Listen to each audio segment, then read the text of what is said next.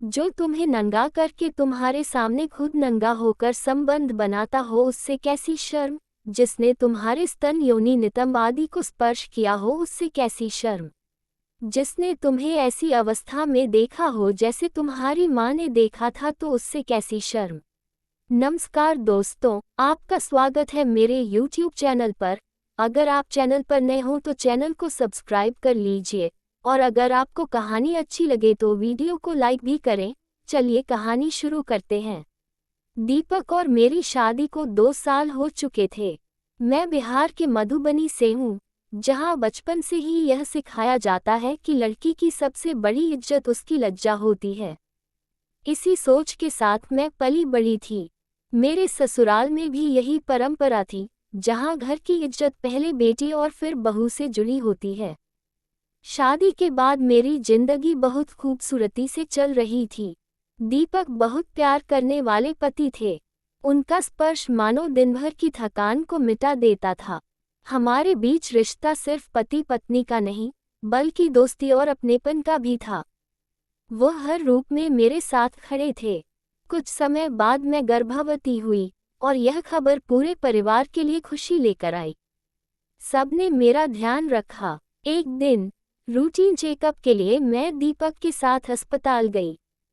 Ultrasound report में पता चला कि बच्चा स्वस्थ है, लेकिन अस्पताल से लौटते समय एक ही रिक्शा ने मुझे टक्कर मार दी।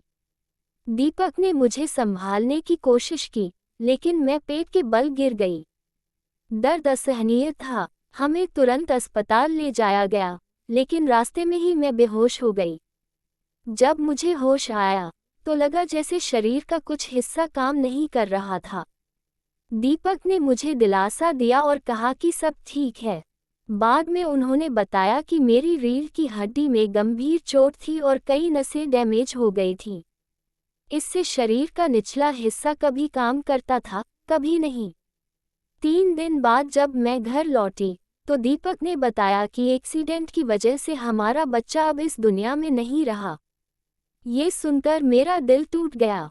ऊपर से मेरी शारीरिक स्थिति ने मुझे और अधिक बेबस बना दिया। एक दिन जब दीपक मुझे खाना खिला रहे थे, अचानक पेशाब निकल गया।